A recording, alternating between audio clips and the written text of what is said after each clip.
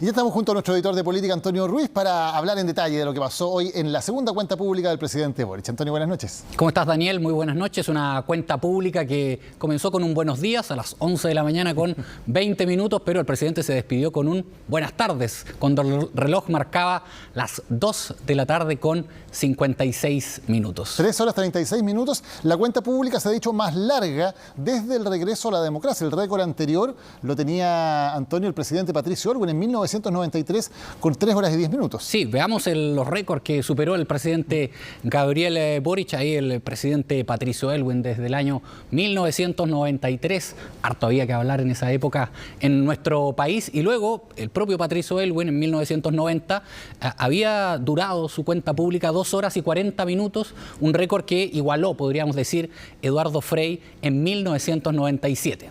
Claro, una cosa de estilo también. Tenemos también los promedios de cuánto han durado las cuentas públicas de los distintos presidentes, porque claro, son cosas de estilo también de cada presidente. En el caso del presidente Boric, aparte de que la cuenta, si uno veía el escrito, digamos, era relativamente larga, también tiene mucho que ver con que tuvo un estilo más distendido, hizo muchas pausas, ¿no?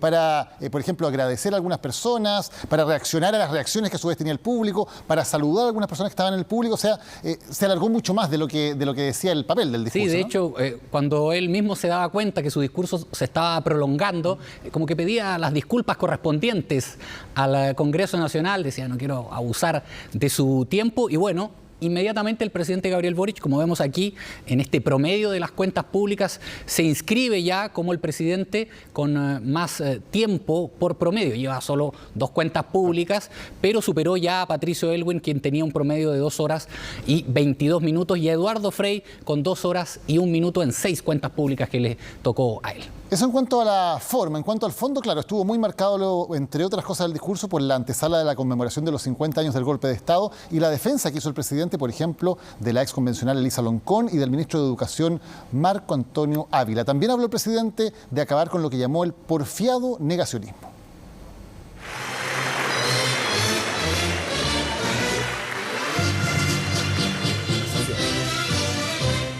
No solo anuncios tuvo la extensa cuenta pública del presidente Gabriel Boric en el Congreso. También el mandatario entró a temas que han estado en medio del debate estos días, en un año donde se conmemorarán los 50 años del golpe de Estado.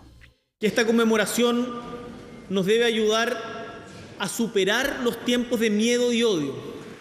Un tema que algunos esperaban fuera parte de su discurso, a solo días del debate generado tras las declaraciones del consejero del Partido Republicano Luis Silva, quien se declaró admirador del dictador Augusto Pinochet, a quien definió como un estadista. Y hemos visto cada vez más de un porfiado e inaceptable negacionismo. A que nos unamos como un solo cuerpo para evitar que el veneno de la falta de empatía y la intolerancia se siga inoculando en nuestro cuerpo colectivo. El llamado del presidente y sus palabras dedicadas al respecto de los derechos humanos sacó los aplausos más prolongados en esta cuenta pública. Incluso varios se pusieron de pie, salvo algunos parlamentarios de oposición, lo que generó el llamado del presidente. Esto fue muy bonito e importante. Espero que de aquí al 11 seamos todos los que nos levantemos. Uno de los momentos más comentados apenas finalizó el discurso presidencial. Y nadie puede justificar las violaciones de derechos humanos.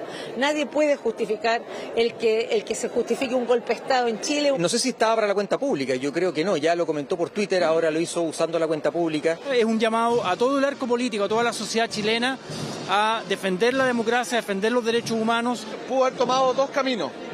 El camino de la búsqueda de la unidad o el camino de la confrontación, y lamentablemente eso fue el camino que eligió. En arena política, el presidente Boric abordó el proceso constituyente, criticó la falta de consenso de la pasada convención, alabó los acuerdos alcanzados por la comisión experta que entregará estos días un anteproyecto a los consejeros electos. Estimados y estimadas, tengo confianza que se buscará lograr un texto que pueda ser abrazado como suyo por la amplia mayoría de los chilenos y chilenas, de tal modo que podamos cerrar esta página y disponer de una certidumbre básica para desarrollar nuestras vidas y relaciones en sociedad.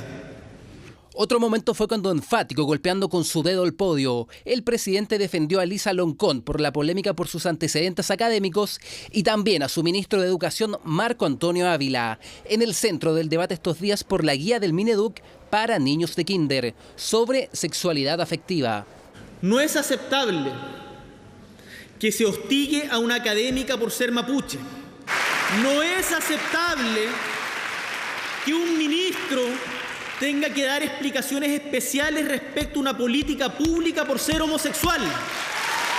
O sea, uno advierte, ¿no?, que dando las explicaciones correspondientes, que justo ahora aparezca, ¿no es cierto?, un requerimiento respecto a eso. O sea, yo solo los invitaría a ustedes, ¿no es cierto?, a revisar las alusiones, la prensa y las declaraciones de algunos parlamentarios. Parte de los temas que también nutrieron esta cuenta pública, la segunda del presidente Gabriel Boric.